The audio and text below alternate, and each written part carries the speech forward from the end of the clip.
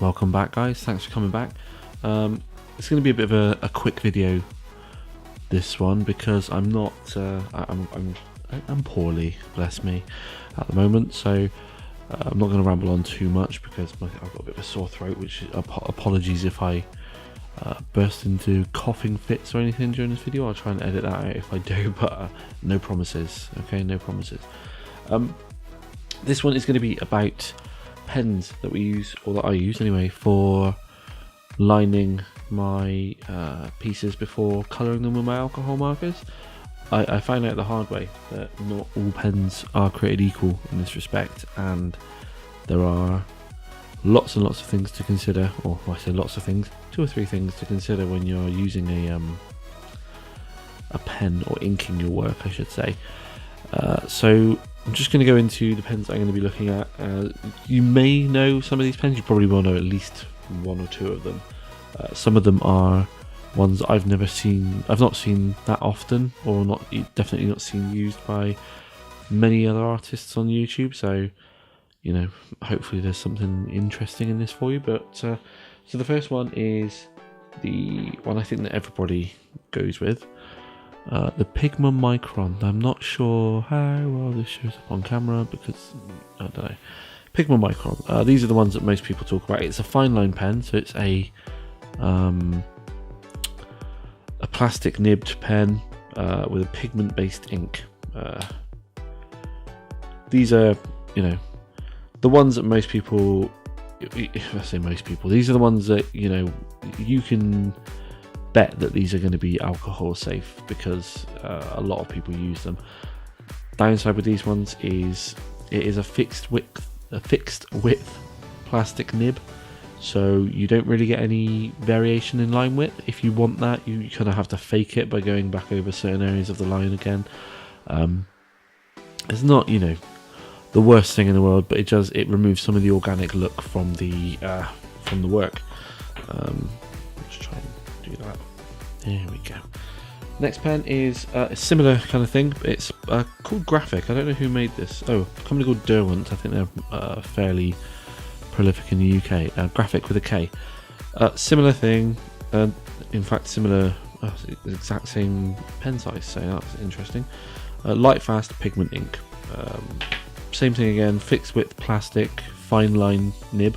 So you're not going to get lovely flowing width organic lines out of that one either. I love this pen. This is the Pentel pocket brush pen. Now this is actually it's called a pen. I don't really know if I classify it as a pen. It is just a brush with a lid. It's got an ink reservoir in a cartridge. Oh, this one needs refilling actually. But yeah, it's absolutely fantastic to use, if a little bit it takes a lot of getting used to, this one. I'm not great with it, I'll be honest with you. I rarely use this thing for actually lining final pieces because the lines never turn out as even as I want them to, and you know, as lovely as it is to have that kind of organic flowing different width of lines, sometimes I just want a straight line. I do actually have this pen in another flavour, the orange one, which I think looks absolutely gorgeous. I know what a pen looks like shouldn't matter one bit, but come on, that's absolutely stunning. I haven't even put the ink cartridge in this one yet, so it's still got the white bristles. But yeah, absolutely love that pen. This is called the Colour, or the brush pen Colour, or the Colour brush pen. It's the black version. The brush on this is a heck of a lot bigger than the one on the Pentel pocket brush. Same kind of basic idea. This one's refillable again. I think this whole back section here is the ink cartridge. I might be wrong about that as well. These two not refillable. The 2 fine line markers, these 2 are refillable. Same advantages for these 2, same drawbacks. And this is by a company called, I'm going to butcher this now. It's by a company called Kuretake, and this one is called the Bimoji, or the Bimoji pen. I got another one by a company called by the same company, Kuretake. This is called, now this is going to be really difficult for me to remember, the Fudegokochi. I'm absolutely butchering that, I'm sorry. Similar idea. much smaller brush on this one. You can get it in larger sizes. I really like the way these two pens they feel when they're actually going across the paper.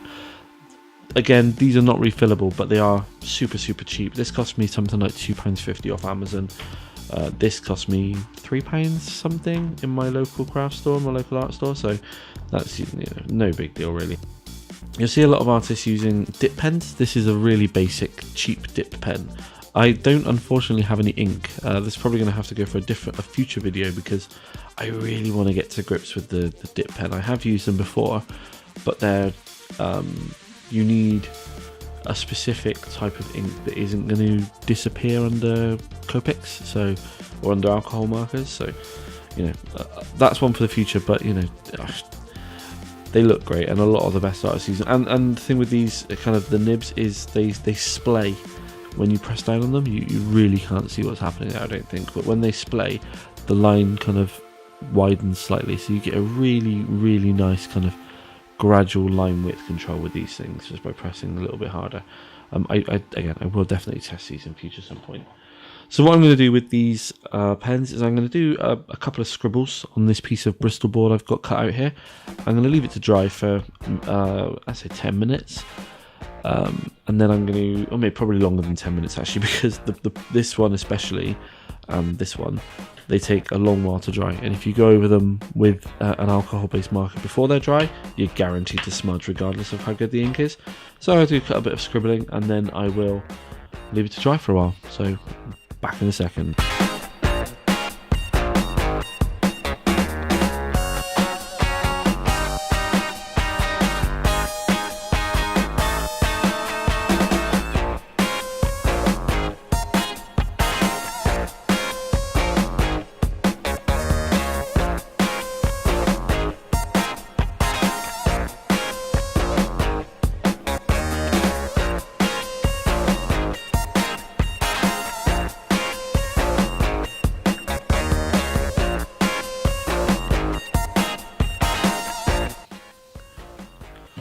Okay, so it's been a while now. Most of these should have had enough time to dry. So what we're going to do is go over them. I'm not going to use a Copic on these, just because I don't want to ruin any of them. It doesn't, so it won't ruin any of them. It wouldn't ruin your pens if you did get a bit of black smudge, because the alcohol kind of pushes the ink off the tip of your pen, but it will stain it, and it doesn't look very nice. And this yellow's had that happen, and you can see the end of it is, you know, no longer pristine. So I don't want to do that purposely to any of my Copics, considering how much they cost. But what I have done is I've added a random felt tip pen here, which is from one of those kind of cheapy sets. It's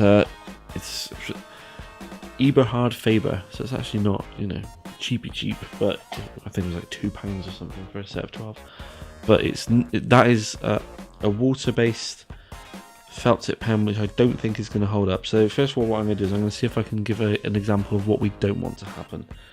So yeah, that's not only, it's okay. So what's happening here is it's not just smudging, but because this is cheap felt tip ink, it's actually dragging it slightly green. I don't know if you can see that on the camera there, but yeah. So what we've got there is kind of an example of what you don't want to happen. It's dragging the ink across with it. I think, let's just wash that away. I think most felt tips that are black actually go green. So if you ever get them wet, if you get water-based ink wet, it tends to spread in that green blotch. So I think that's why. But let's try the rest of these and we'll see how they fare.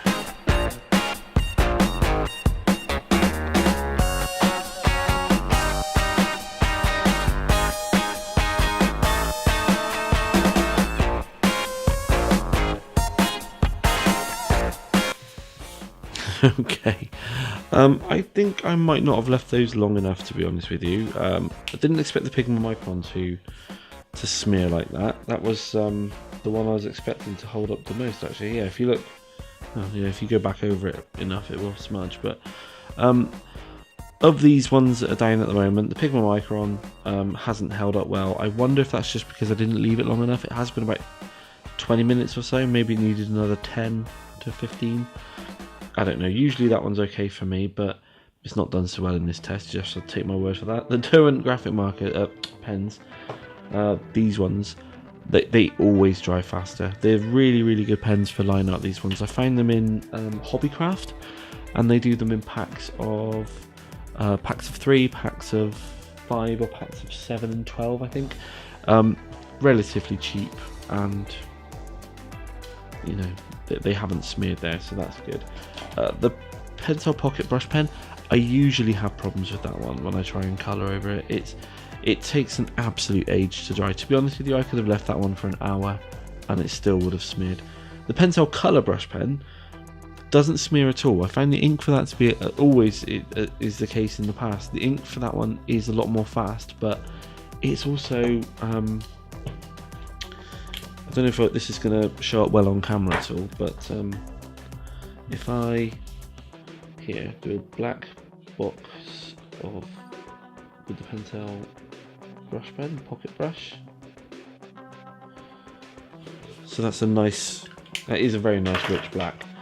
What I find with the colour brush pen is that the black is never as deep, and I can go over it again and again and again. You can't really see here, the black from the Pentel brush pen, pocket brush I should say, is a lot more kind of black, where the one from the Pentel colour brush pen, it kind of verges on the blue black kind of end of it. So yeah, I mean, I like the fact that this one is.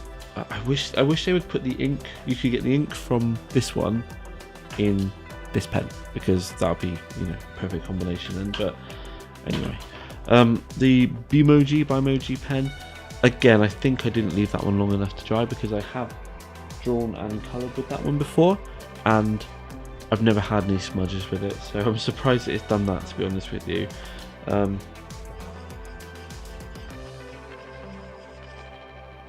Yeah, it's held up pretty well there. There's a tiny bit of smudging, but I did go over it a few times, so yeah, there shouldn't really be any smudging with that.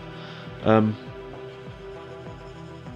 mean, if you go over them enough, I'm sure you can make any of these smudge. But the Kuretake, the food one, I'm just going to call it food, that nearly always smudges. It's the same deal with the Pentel Pocket Brush Pen. I love to write with those pens, and I love to line after I've coloured with those pens, but I can't colour beforehand with those, because they just take too long to dry. I could leave them for 2-3 days, and they're not gonna. You're gonna get smudging. Let's see if I've got an example. Actually, this is one of my first pieces when I started redoing, and I don't know if you can see. I wish I could zoom in with this. Can I zoom in any further? Yeah, there you go. So under his armpits there. This is with the. This was one that I lined with this before colouring, and so under the armpits, the really thin lines all have smudged really badly. In fact, it's his face as well. He's got a smudge on the face there. Anywhere where there is... with this one, I kind of wondered if it was because of drawing over pencil lines. But I don't think that's the case. I think this was it just poorly... I didn't leave this to dry long enough. And I left this for, I want to say, an hour maybe. And so that's, you know, plenty long enough in theory for that to have dried up. But, you know... evidently not. There are pieces that I've coloured since, which I've done with the... I now usually use the Derwent Graphik pens or the Bimoji pens. Normally, my first choice would be these, because of the brush tip. It's not... with this one especially, this is quite a fine one. It's not like you can still get some really nice thin, almost... barely there lines, but you also get some nice thick ones, and you can get some variation between those, and you can get some nice little flicks that will give you kind of natural a natural progression from a thick to a thin line. You know, you can, even if you go on the side of it, it's a really thick line, you can get some blocks of colour in there quite nicely. You don't really want to do that, because you do get quite visible brush strokes with that, but that one's great. The Graphik pen, as I said before, it is just a fixed, so no matter, you know, to an extreme. If you really kind of flick off, you can get some kind of variation in the line, but usually when you're drawing a picture with one of these things, you're going to get a fixed width line, and then if you want to make it look like you've had some kind of brush pen, you do have to go back over and, you know, fake it in, which is never looks as good as the real thing, to be honest with you. But hey ho, you got to work with what you can get hold of. So hopefully that's given you a bit of food for thought, that video. I do try and make a video every Friday, so apologies if this one was a bit short and a bit rambly. Maybe short and rambly? I don't know. Apologies if it was just, you know, not as informative as my previous videos, but I will be making another one this coming Friday. I don't really know what I'm going to be making a video on for this Friday, so if you've got any suggestions, drop a comment in the comment section down below. If you enjoyed the video, please leave a like, and please feel free to subscribe to the channel. It makes me feel like I'm doing good things, and I really enjoy making these videos. So if you want to see more, stick a whack on that subscribe button. It doesn't cost you anything. And yeah, thanks very much for coming along, guys. Cheers.